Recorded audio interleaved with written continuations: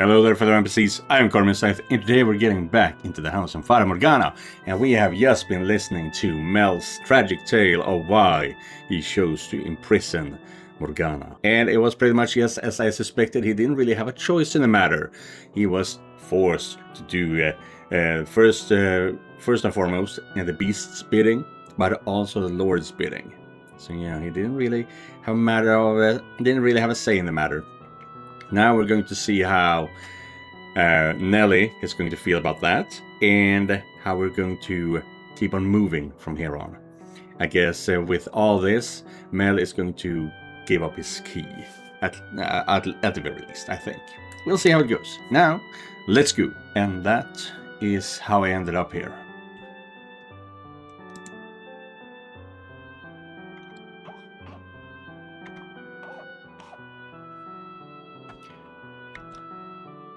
So, he was threatened. He didn't actually want to cause Morgana harm. That doesn't excuse what he's done, though. See? What did I tell you? I'm not at all the brother you thought I was. Mock me. Ridicule me. Call me worthless, a coward, a terrible person. Go on, what are you waiting for? But you were threatened, Mel. You said it would hurt me, hurt you. That's the only reason you went along with it. You didn't do anything wrong, dearest Mel. The other man is the bad guy, not you. You did the best you could. You didn't have a choice. That terrible man forced you to do everything. Nelly. You didn't do anything wrong, dearest Mel. No, I didn't. I didn't do anything wrong.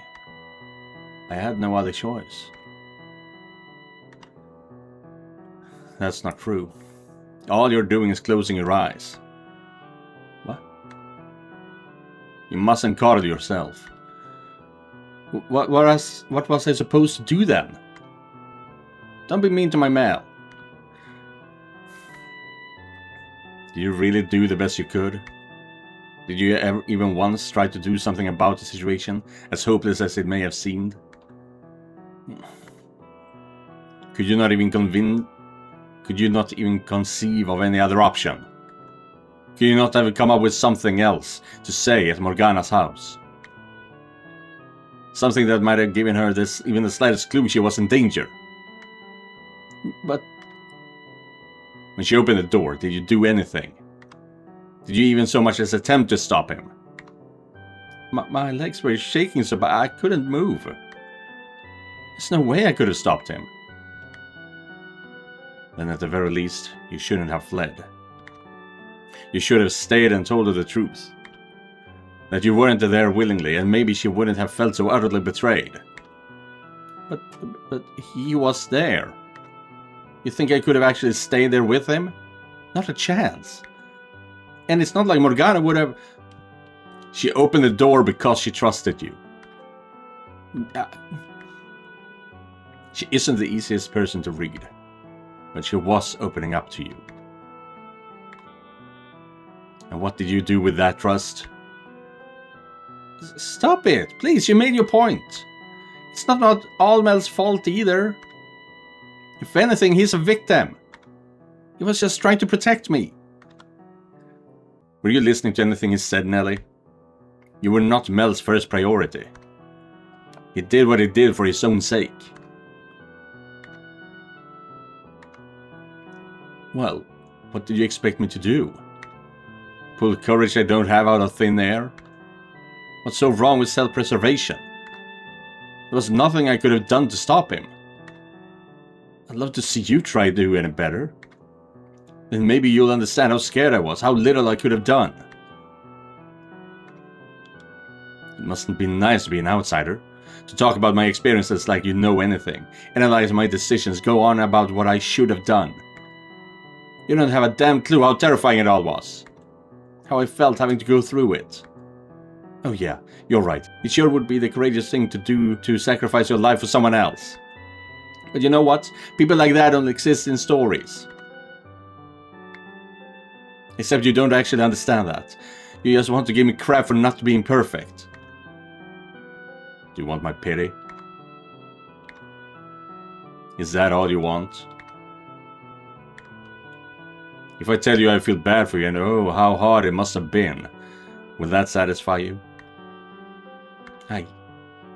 Do you want to know what you can do now? What's even left to do? Nothing I do is going to make our situation any better. It won't make her arm come back. All is not yet lost. Open your eyes. Take a good long look inside yourself. Think about what you can do. Stop sitting on your hands, telling yourself it's too late. It's still time to make a difference. You just have to commit to act. I don't think you're an especially bad or cowardly person. I think you're an ordinary young man. It might sound like I'm telling you to do the impossible. But soon, the time will come when you must make your choice. When you must stand up and take some responsibility for what you've done. No one's childhood lasts forever. The good days are long behind you before you ever realize they passed. When faced with the consequences of your actions, you should not have turned and run, but held yourself accountable.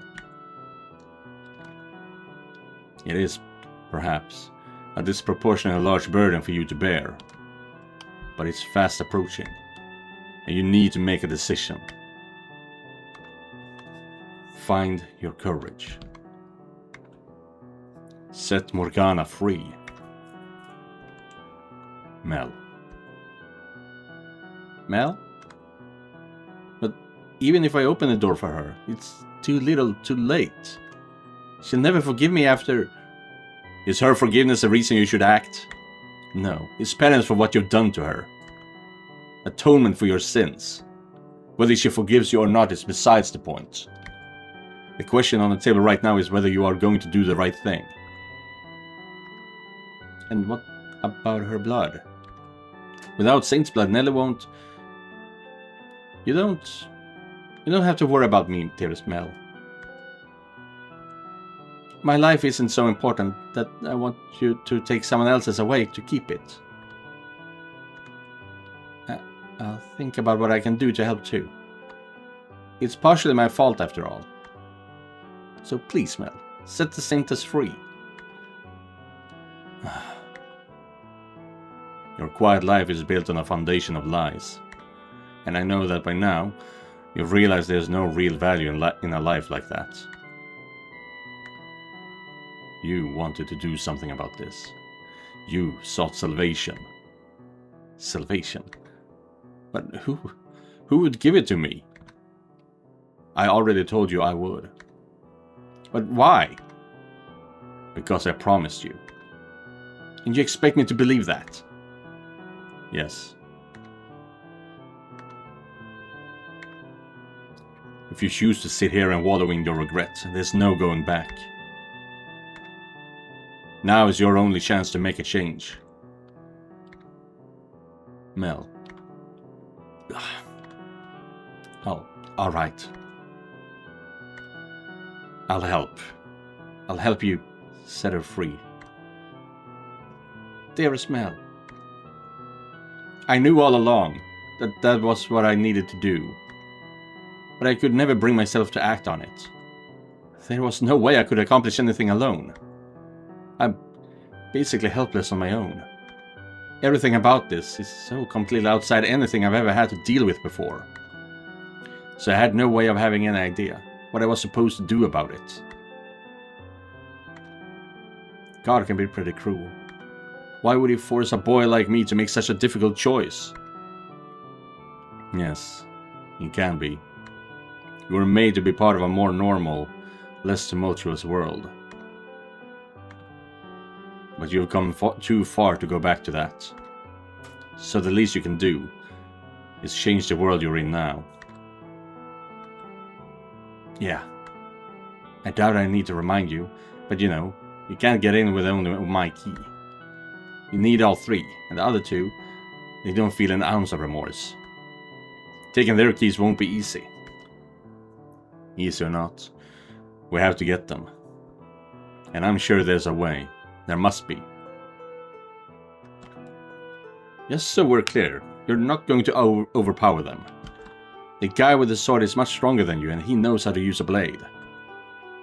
And he's the Lord's bodyguard, so you're not getting near the Lord either. Even the two of us together wouldn't stand a chance against him. You seem pretty weak from the looks of you. Who knows? Maybe I am strong. Maybe I am stronger than you. God, I really do want to hit this boy. Deep breaths, Michelle. Deep breaths. There must be some way we can get their keys. I know they both have people they are close to. Yeah? People they're close to. We can talk about that later. Now that you made your decision, talking with me isn't your top priority, is it? Mel. Nelly. I'm sorry for involving you in all this. And I'm really sorry for being, well, what I am. I'm no prince, that's for sure. You always were my prince, though, dearest Mel. You did your best to be the brother I wanted you to be. Honestly, I adored the way you fawned over me. All the affection you felt just felt so good. What? It made me feel like I was special, important. Having someone to care for, to pamper, it was empowering. That's the kind of guy your brother is. If someone else, some other girl were ever to show up and call me her prince, say she loves me, say she loved me, I would probably try and act like a prince for her too. Why would you say that? Because all this has been so hard on me, such a huge weight on my shoulders, that every so often I would think, just how much easier would it be if I could get rid of her? If Morgana was just a regular girl, not a saint or a witch or any of that. Just a pretty girl about my age, she might have been the one getting all my attention instead of you. That's who I am.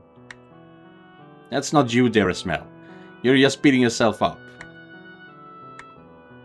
Maybe you would have chosen her over me, but that wouldn't make you any less of a kind man. How can you say that after everything I just told you? Because, Mel, Tell me how despicable I am, Nelly. I'm not the brother you once adored anymore, am I? You're not what I thought you were. But you're still my one and only brother. That will never change, no matter what kind of person you become. It was wrong of me to try and make you into my prince, Mel. I should have done my job as your one and only sister in the whole wide world. Been there to help you as much as you helped me. I kept pushing my fairy tale fantasies onto you. And you did your best to live up to them. And I ended up forcing you to pretend to be someone you're not. That's not true, Nelly. I enjoyed feeling idolized. But you knew it couldn't last forever, didn't you? I should have been beside you, not looking up at you. I let you coddle me. I let myself indulge in your love. I thought everything would be alright as long as you kept telling me how adorable I was. They were like magic words to me. I kept my eyes shut. Mel, starting today, I'm going to do my best to be your sister. I'm all done holding you to fairy tale ideals. I won't make you pretend to be a prince for me anymore. And I won't try to be your princess either. I'm just going to be your little sister.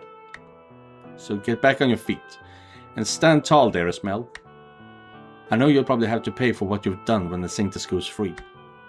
And I know I'll probably cry about it for days. But I won't regret making the decision. Well, I don't know what to say.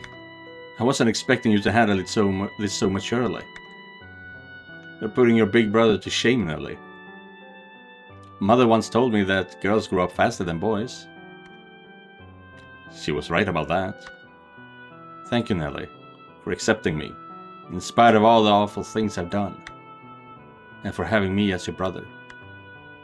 You're quite welcome, dearest Mel. Yeah. So that's 1 down. 2 to go. Well, it looks like that's 1 problem solved. They've finally reached a point in their relationship where they belong.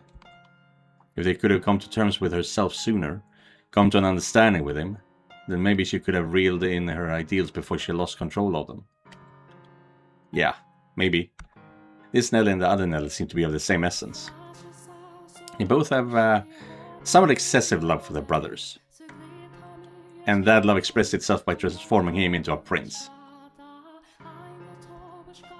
If she could have done the same thing then as she did here, and maybe their tragedy could have been avoided. This is before then, though. Since they were able to fix things up in this life, and maybe it'll have a positive effect on their next life. This could change the future. They may share the same souls, but they lived in completely different times. Do you really think something like this could have any effect on the lives of people hundreds of years from now? There's no way to be certain, of course, but considering how tightly the two seem to be bound, I doubt it will have no effect. I hope it has some effect. Giselle. I was there, in the mansion, as it all happened. And I just stood by and watched. I feel so guilty about that. If I had done something, then maybe it wouldn't have turned out like that. I hate what I was then. What I was until just recently. From the memories left by imprinted throughout the mansion, I showed you bits and pieces of their lives. And as I told you their tale, the only thing I contributed was disparaging commentary. I don't feel like you were that critical of them. I absolutely was. I talked about them like they were somehow beneath me. Yes, you did occasionally offer an opinion on someone or something you showed me beyond the doors. But the fact that you were mostly detached from the events there is what allowed me to get to the core of their characters. If you hadn't been in the position you were, so you could tell me the story the way you did, I would never have been able to talk them into helping. You contributed more than criticism. Your words weren't for nothing. They made this possible. It makes me feel a lot better, hearing that from you. And if you still regret your inaction, then make up for it now by taking action here, and have faith that it will bear fruit in their next lives. I will. I wonder if Morgana might have a change of heart too. It's not like Mel wanted to bring her so much pain. He deeply regrets what he did, so maybe she won't bear quite as much resentment for him when she learns that. Yes, I know what you're going to say. If that was enough to assuage her, she wouldn't have held on to her hatred for all those hundreds of years. Still though, I hope it does something for her, however small. As do I. It's getting pretty late, so I'm going to take Nelly back to the cottage. Okay? If you have some secret plan to get the other 2 keys, could you fill me in on it tomorrow?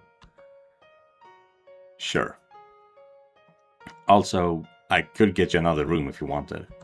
This one isn't the nicest. No, it's fine. I've come to realize I'm more at home in less comfortable environments. Michelle. Am I just imagining it, or was that as depressing as it sounded? That's not quite what I was going for. Well, anyway, if you're fine with it, suit yourself. Say, I got one huge lingering question, if you wouldn't mind enlightening me. Yes? Why would you go to such lengths for me? You seem to know Morgana, so I can understand why you would be fighting for her. But me, I had a part in putting her in that tower. You have every reason to hate me, so why would you want to help me?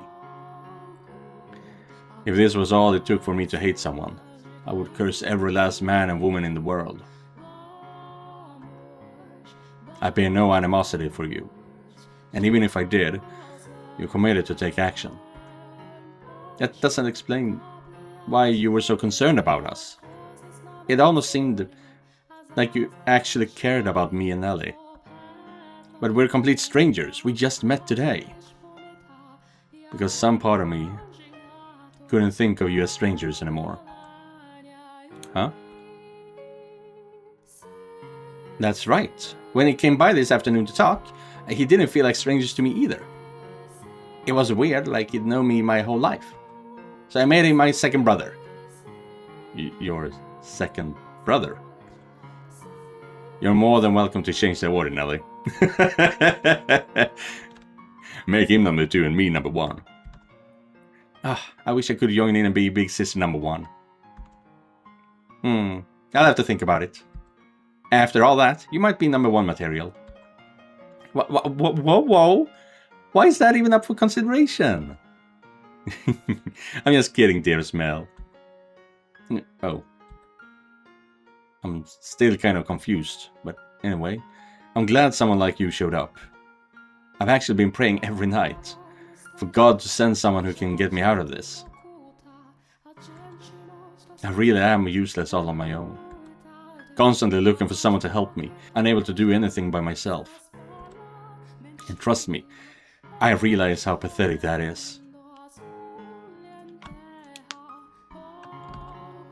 Now you must have had a pretty good life to be able to be so proactive in the face of adversity. Locked up for 2+ years, isolated for 10 more. I don't think so. I bet you had everyone's respect, helped people in need, had plenty of friends who had your back, and weren't tossed out by your family like I was. You must have been incredibly blessed. I'm jealous, really. Sorry, that came out of nowhere, I know. Well, I should be going. See you tomorrow. Good night, Michelle, brother number 2. Good night. Michelle? He wasn't trying to be... Yes, I know. I just thought it was rather funny. I'm not taking the stand because I've been blessed, but because I got nothing left to lose. I fight for Morgana because I understand what it's like to be tortured day after day. Well, you still have something to lose now. You are capable of losing Giselle once again, you know. Having experienced the loss of my siblings, I didn't want the 2 of them to go through the same thing. If anything, it's those who have lost the most that are most likely to take action. I'm not so sure if you realized it or not, Michelle. But you've gotten to be a great deal more expressive since arriving in this era. I can't see your face, but I can hear it in your voice, and I can feel it in your presence. So I'm sure it's showing there too. Making all sorts of faces I've never seen before. Some of the things you've lost, you seem to be getting back. So you can't say you've got nothing left to lose anymore. Promise me you'll let me see all these new faces for myself someday. I will. I promise. If we can manage to destroy the mansion, that should release you from its darkness. And allow us to see each other once again. I trust you. I have faith we can do this. Wait, but with the mansion's destruction, both our souls should be returned to their rightful places. Which would mean erased from existence. Giselle? What? I just thought I sensed you grimacing. Wow, you felt that. What's the matter? Sorry, I didn't want to bring down the mood. It's just, well... And I know this is asking for the moon, but... I was just thinking it would be nice if you had a life you could go back to. If I did. Yeah, I mean, here you are, expressive as you've ever been, walking around outside, being around other people, talking to them after all that time in the mansion, and without a life of your own to go back to. I'm sorry. After seeing behind your door, and learning how cruel and inhumane life it was to you, I feel like the world could stand to do something good to make up for it. It's done all the good it needs to. I have someone who cares enough to lament my fate. What more could I ask for? Michelle. Thank you, Giselle. You're not the only one who's asking for the moon either. I wish I could have a life with you as the person I am now. And for that, knowing I have no future, feels worse now than ever before. Alrighty, and that's enough moping around for the night. We should start planning for tomorrow. Things are definitely looking up. It only took one day to get Mel on your side. So let's keep it up and win over the other two. I would certainly like to, yes. Psst, where did all that confidence go? The other two won't be nearly as easy to convince as Mel. I'm not even sure if we'll be able to talk them into helping. We do have a pretty good idea who the swordsman in this for, though. The nun. So, maybe we can get to him through her, like we did today with Nelly and Mel. Maybe. Alright, then I'll start by approaching her tomorrow. Sounds like a plan. The Lord, though. Him I'm not so sure about. I'm assuming he is from behind the third door. But we didn't run into anyone he was closer with today. Maria! And in Morgana's telling of the events of the Harvest Festival, she only mentioned 5 people. Let's see. The Lord, the Swordsman, Mel, Nelly, and the Nun? There's one person unaccounted for.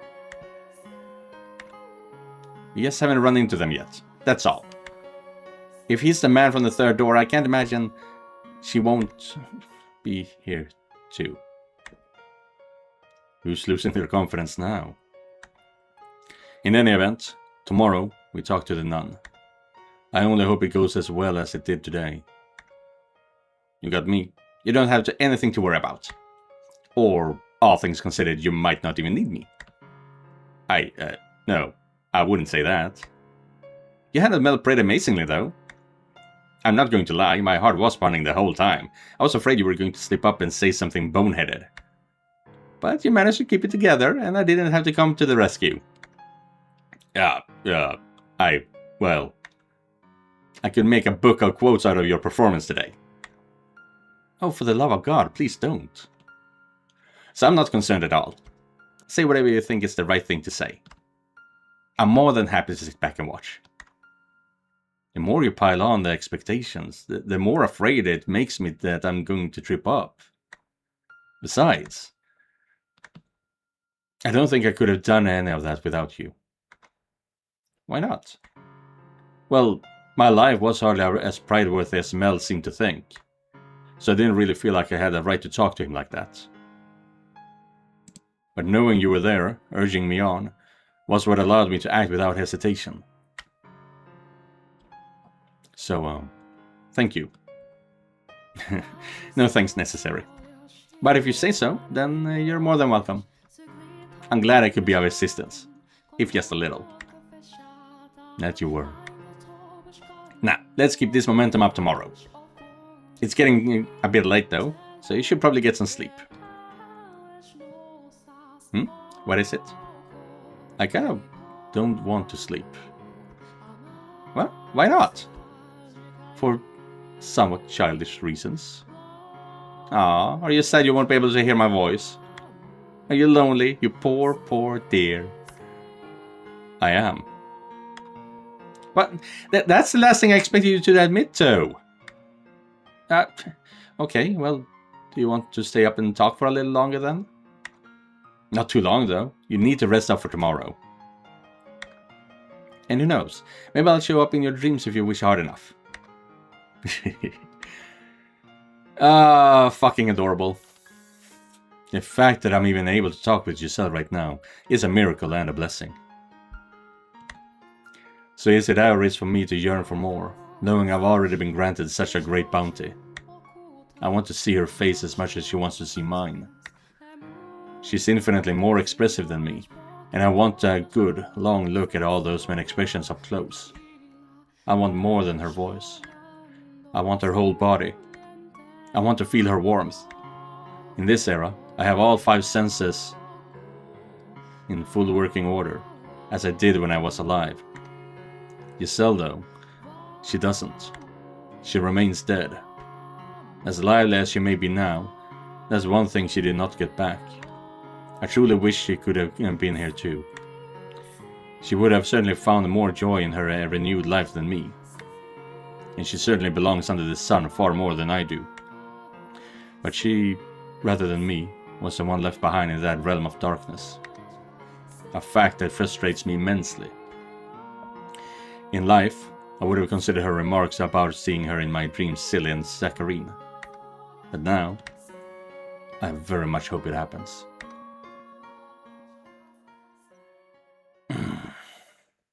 3 days until her death.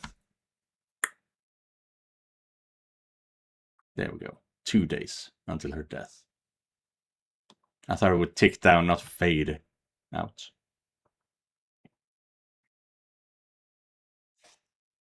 Wake up! I don't know who that is. It's either the nun or it's Giselle, because there's a chance that she is incapable of sleep right now. So she's just been there watching over Michelle. That's a possibility. Either way, this will be the end of today's video. And it's pretty good timing.